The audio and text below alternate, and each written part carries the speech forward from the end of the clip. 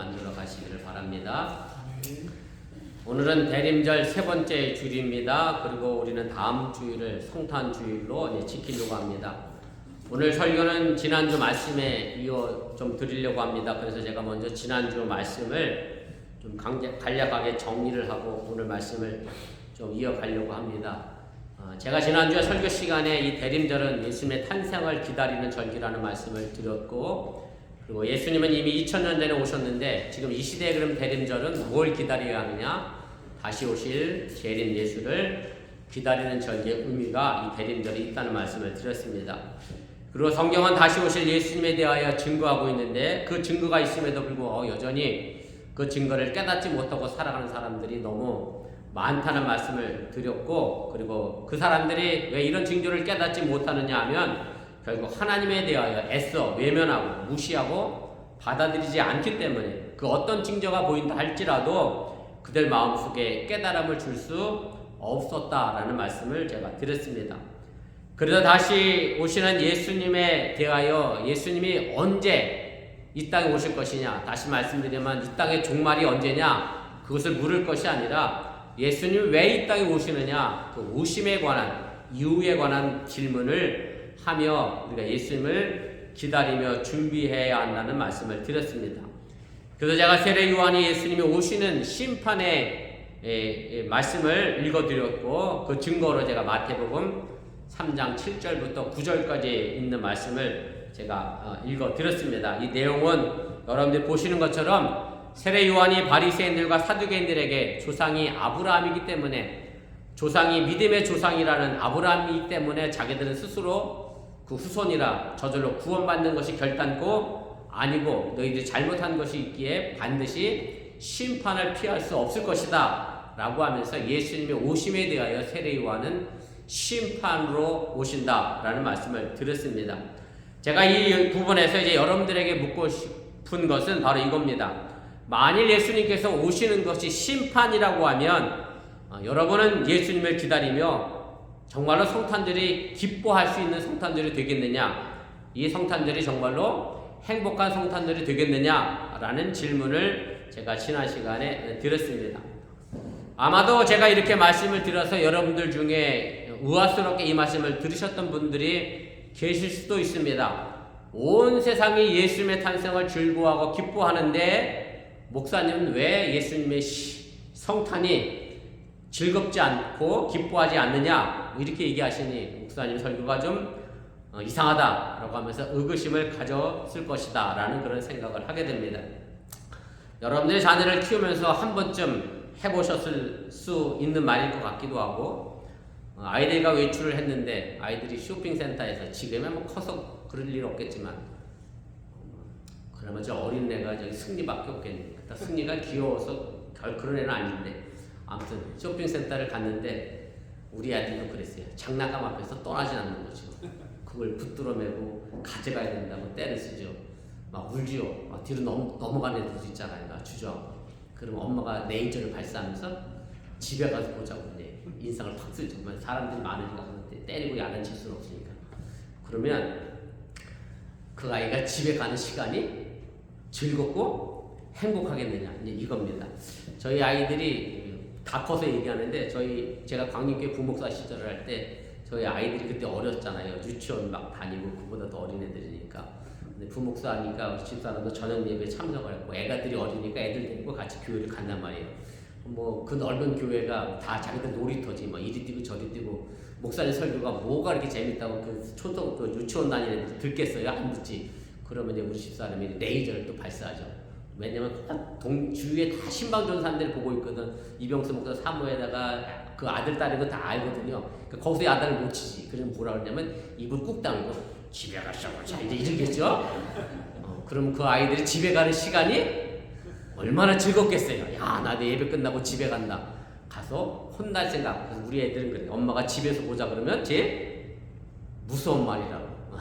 집에서 보자 이 말이 제일 무섭다고 지금도 웃으면서 얘기하는데, 아마 바로 그런 마음이 예수님의 성탄이 만약에 심판이라고 하면 예수님이 오는 시간이 그렇게 즐거울 수는 없습니다. 예수님이 오셔서 나를 심판하신다는데 그 성탄이 어떻게 기쁘고 즐거울 수 있겠느냐? 라고 하는 그런 얘기입니다. 지금 이 시대도 마찬가지입니다. 다시 오실 예수님에 대하여 전혀 생각도 없고 그 심판을 깨닫지 못하는 사람들은 여전히 세상의 흐름 따라 세상에 휩쓸려서 먹고 마시고 시집가고 장가가고 말 그대로 노세노세하면서 자신의 욕심대로 살아가고 있는 삶의 현실을 우리가 보게 됩니다. 그런데 세상 사람들이야 예수님을 믿지 않으니 하나님이 보여주시는 재림의 징조를 깨닫지 못하고 알지 못한다고 하지만 문제는 기독교인들 가운데서도 여전히 이렇게 살아가는 사람들이 있다는 게 문제라는 말씀입니다. 예수님을 믿는다고 하면서도 예수님을 맞이할 준비를 전혀 하지 아니하고 예수님을 기다릴 준비를 하지 아니하고 내 마음의 생각과 내 마음의 방을 청소하지 않고 말 그대로 이름뿐인 기독교인으로 살아가는 성도들이 너무 많다는 그런 말씀입니다. 그래서 예수님의 오심을 기다리는 우리가 해야 할 일은 오직 하나, 이 마지막 종말의 세대를 살면서 우리는 깨어있어 기도해야 합니다. 그리고 기도한 다음 행동해야 합니다. 그래야 우리는 예수님의 성탄을 기뻐할 수 있고 행복하게 그 성탄을 맞이할 수 있다는 사실을 여러분들이 믿으시기를 바랍니다. 오늘 우리가 읽은 본문은 사실은 성탄절하고는 별 상관이 없는 말씀처럼 들릴 수 있습니다. 그러나 이 말씀 속에 우리가 왜 성탄을 즐거워해야 하고 예수님이 다시 오실 재림을 기다리면서 행복할 수 있는지에 대한 답이 들어 있습니다. 그래서 여러분들이 이 부분에 관하여 집중적으로 좀 잘 들어주시면 고맙겠습니다. 오늘 이 본문의 말씀을 이해하기 위해서는 출애굽기 앞부분의 내용을 좀 알아야 이 말씀이 왜 여기에 등장했는지를 우리가 알게 됩니다. 이 말씀은 하나님이 모세라는 사람에게 한 말입니다.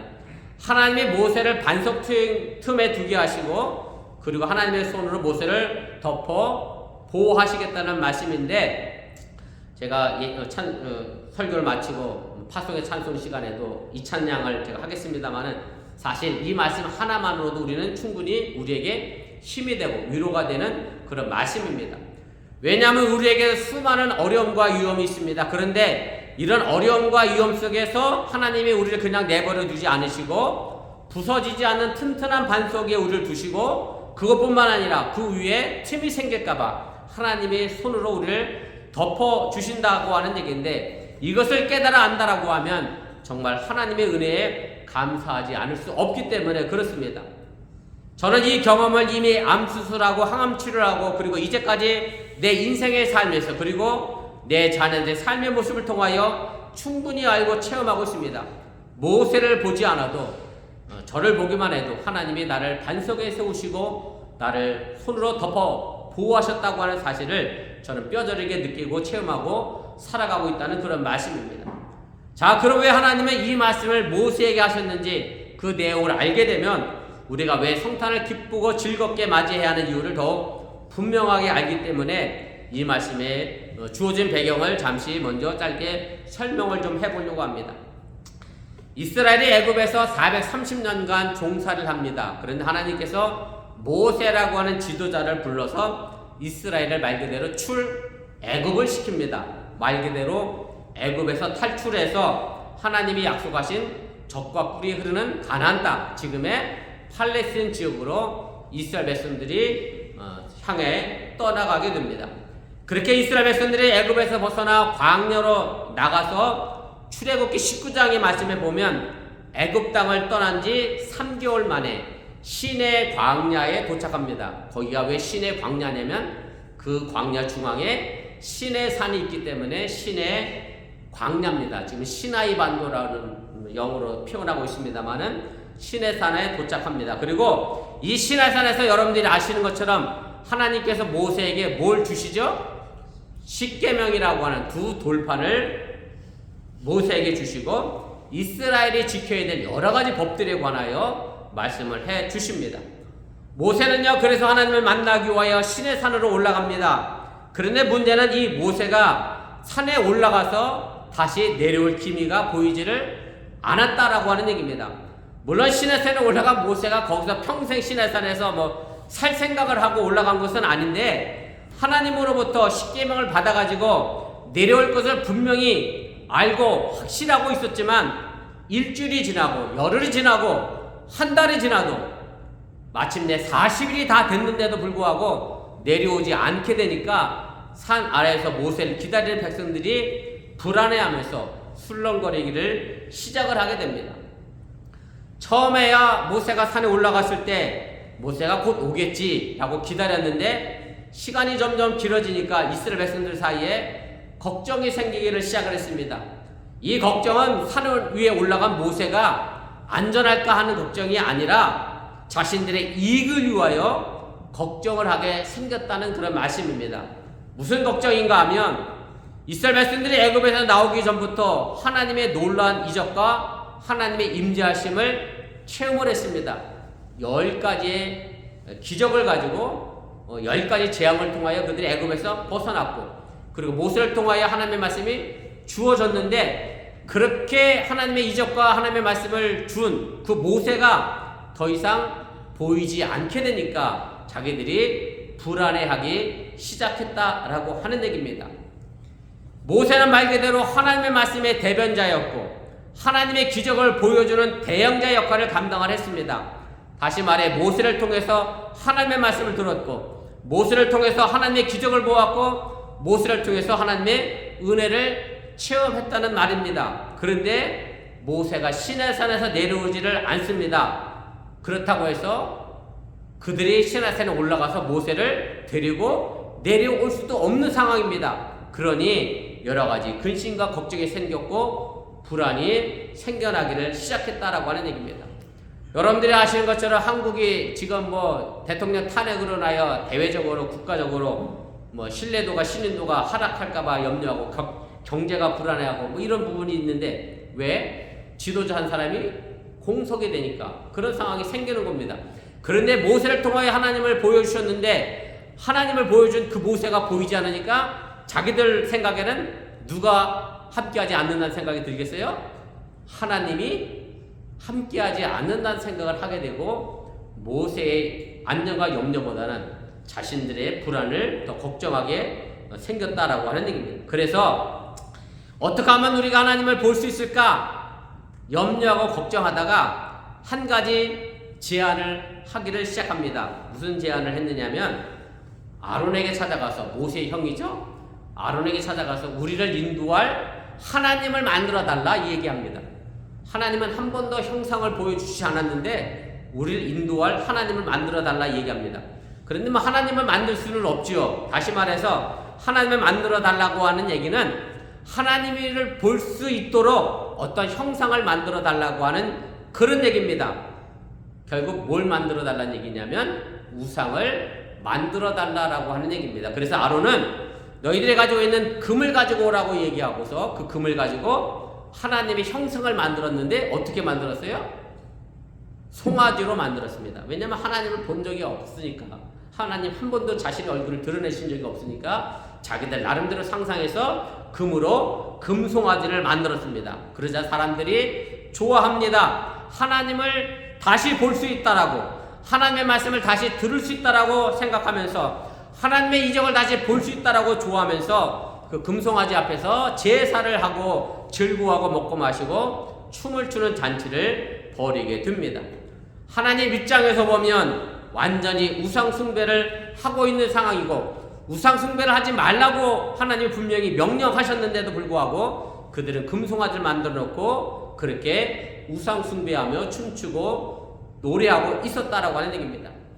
그 하나님이 부랴부랴 모세에게 시내산 아래로 내려가라고 말씀합니다. 그리고 모세가 하나님이 어떻게 할 것인가를 똑똑히 잘 보라고 말씀을 하신데 이렇게 말씀합니다. 내가 우상 숭배하지 말라고 분명히 말했음에도 불구하고 그들이 우상 숭배하니 내가 이스라엘 백성들을 그냥 두지는 않겠다. 모두 진멸시킬 것이다 라고 얘기합니다. 왜냐하면 저들은 뭐가 뻣뻣한 백성이에요? 목이 뻣뻣해서 너무나 교만해서 하나님의 말을 듣지 않고 자기들대로 뜻대로 사니 내가 반드시 멸망시키겠다라고 얘기합니다. 그러면서 모세에게는 걱정하지 말아라. 내가 이스라엘 백성들은 멸망은 싹 시키지만 그러나 내가 또 다른 민족을 더 크게 일으켜서 너를 통해서 내가 적과 꿀이는 가나안 땅에 들어가게 할 테니까 너는 걱정하지 말아라. 이렇게 하나님이 모세에게 이야기를 하게 됩니다.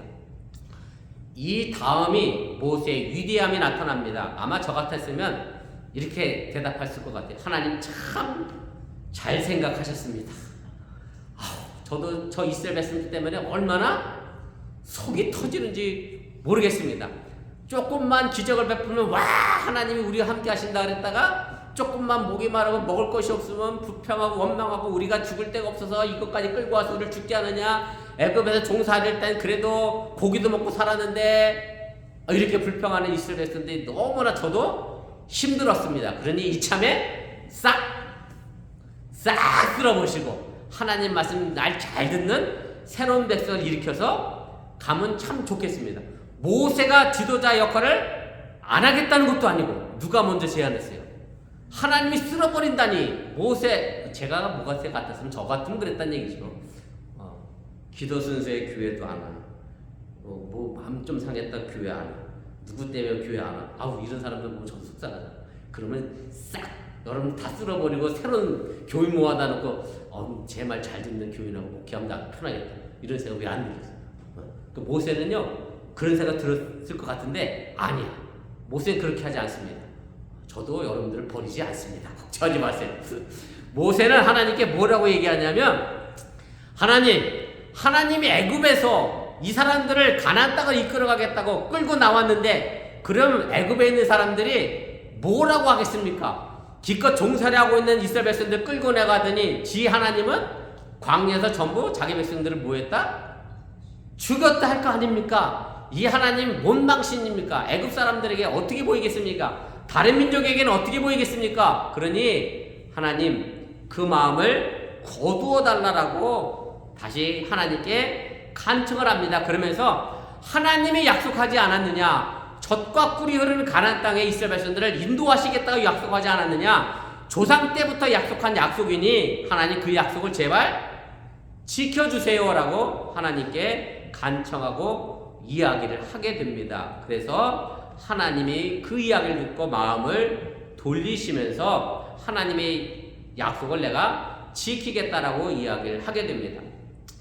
여러분들도 마찬가지입니다. 여러분들이 하나님께 기도합니다. 간구할 때 어디에 근거해서 기도하셔야 하느냐면 하나님의 약속의 말씀에 근거하여 기도하시기를 바랍니다. 하나님이 축복하시겠다고 약속했기 때문에 하나님 내게 이런 복을 주시옵소서. 하나님이 내게 기도 응답하시겠다고 약속했으니 이렇게 내게 기도 응답하시옵소서라고 하나님의 약속에 근거하여 기도하시면 여러분들도 반드시 모세처럼 그 약속을 지켜주실 하나님을 만나게 됨을 여러분들이 믿으시기를 바랍니다. 그리고 나서 하나님은 모세에게 십계명을 두 돌판에 만들어 내려보내십니다. 모세는 내려와서 그 십계명 두 돌판을 어떻게 하죠?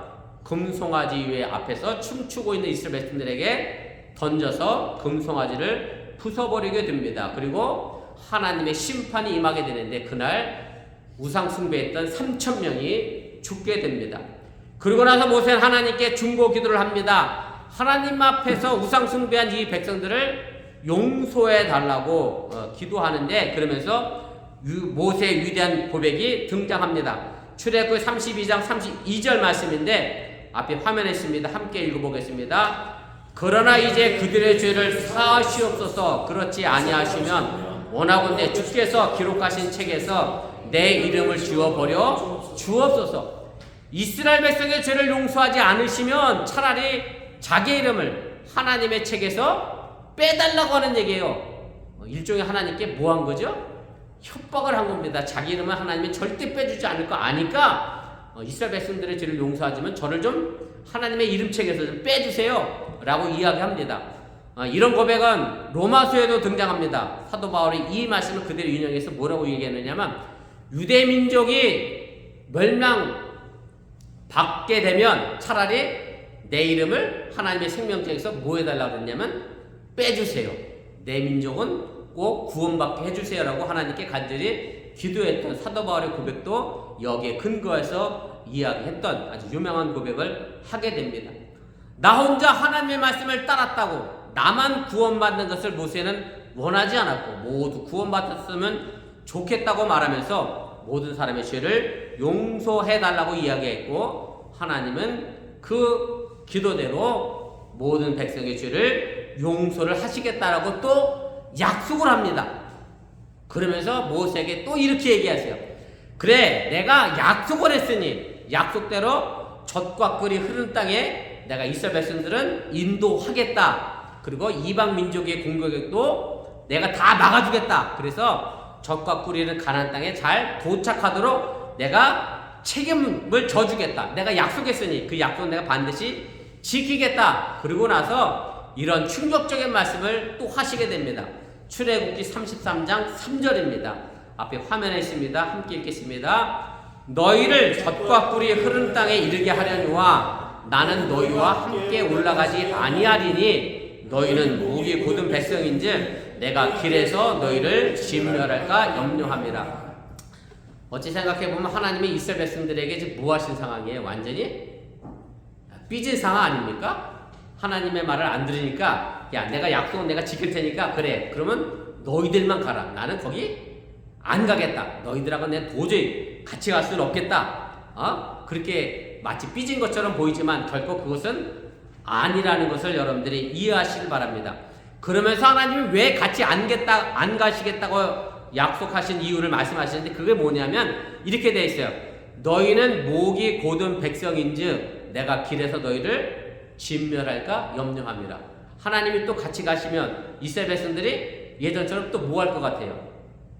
기적을 막 베풀어줘 와 하다가 조금만 더 힘들면 하나님 또 막 원망하겠죠. 목이 곧아져서 또 뻣뻣해져서 교만해지겠죠. 또 죄를 저지르겠죠. 그렇게 되면 하나님이 또다시 뭐 하실 것 같은 이스라엘 백성들을 진멸할 것 같으니 내가 같이 안 가겠다는 건 순전히 누구 때문에 안 가는 거예요? 이스라엘 백성들을 위해서 내가 너희들을 진멸하지 않게 하기 위해서 너희들만 보내는 거니까 너희들이 오히려 더 좋은 일이니까 나는 안 가겠다라고 이스라엘 백성들에게 하나님이 제안을 하시게 됩니다. 사실 어떻게 보면 하나님의 이런 제안이 모세나 이스라엘 백성들에게는 요즘 말로 하면 대박 사건입니다. 아주 엄청난 제안입니다.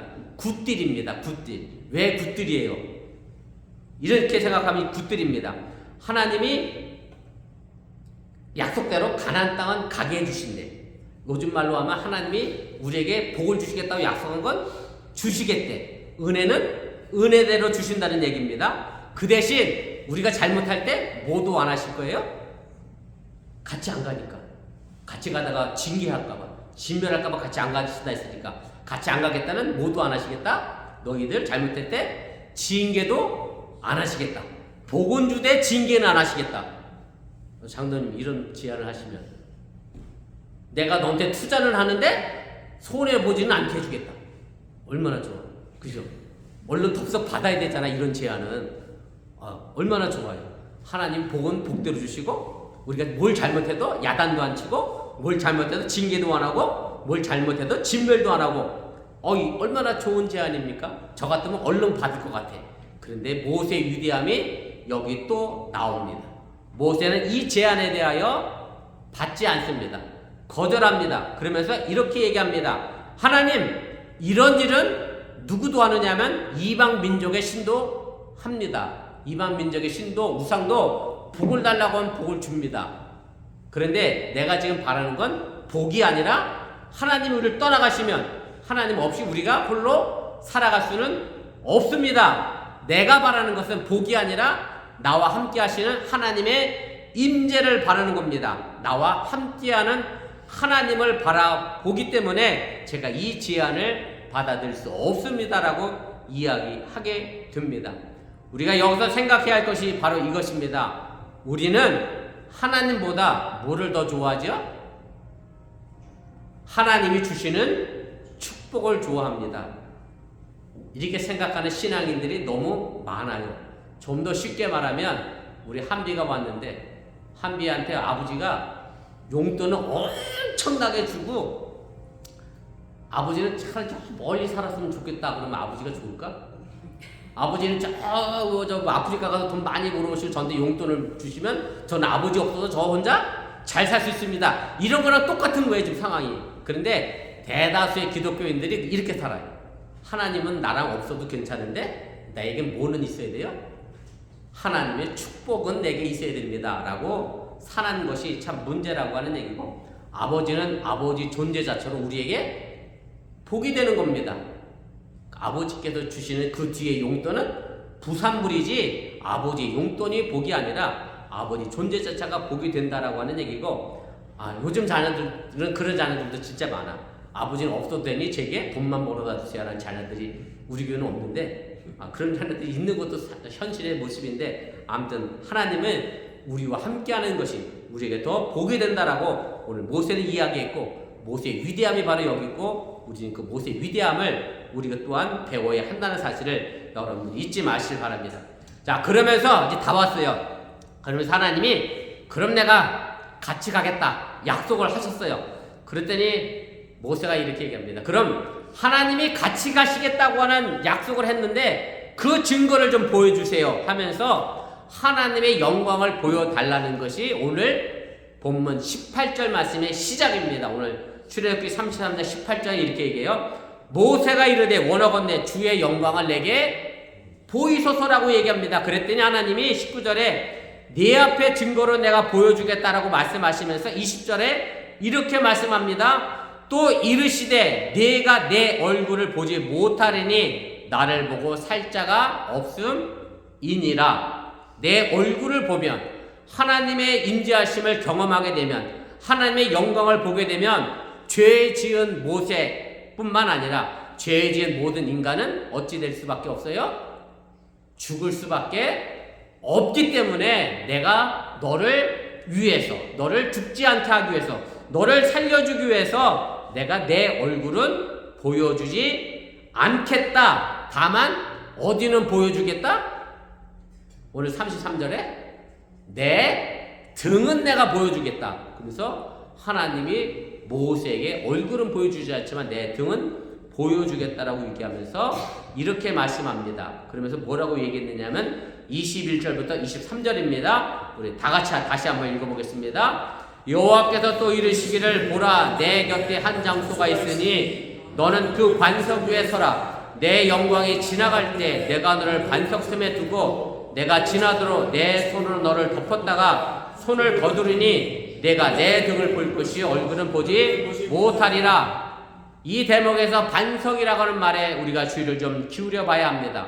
성경 구절 여러 곳에 반석이라고 하는 말이 나오는데, 반석은 생명의 말씀 곧 생수라가 나오는 근거가 됩니다. 그래서 반석은 하나님을 뜻합니다. 뿐만 아니라 이 반석은 굳건한 믿음과 확신을 의미하기도 합니다. 하나님은 바로 모세를 이 반석 틈에 두셨습니다. 모세가 반석 틈에 찾아가 들어가 숨은 게 아니라 하나님이 친히 모세를 반석 틈에 두시고, 반석 틈이 나오니까 그 틈마저도 하나님이 손으로 덮어서 그 하나님의 영광이 지나갈 때 모세의 생명이 안전하도록 그렇게 보호하시고 지켜주시겠다라고 약속하시며 모세를 손으로 덮어주셨다는 것이 오늘 본문 말씀의 핵심의 말씀입니다.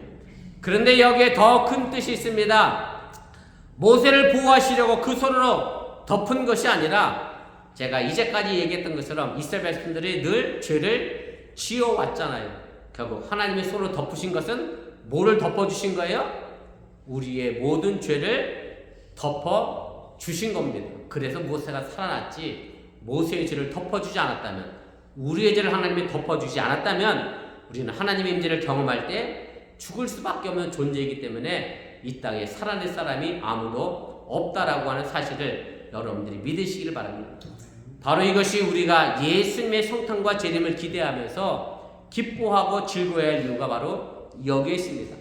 하나님의 사랑을 가지고 우리의 죄를 덮어주시기 위하여 이 땅에 예수님을 보내시고 고난받게 하시고 십자가에서 죽게 하셨습니다. 그리고 다시 오셔서 부족하지만 믿음과 인내와 소망과 사랑을 가지고 살아온 우리에게 잘했다 칭찬하시기 위하여 다시 오신다고 하는 사실을 여러분들이 기억하시고 또한 믿으시기를 바랍니다. 그래서 이 대림절에 하나님의 은혜와 사랑을 기억하면서 다시 오실 주님을 기다리며 정말로 즐거워하고 행복해하는 여러분들과 어변교가 될 수 있기를 주님의 이름으로 간절히 축원을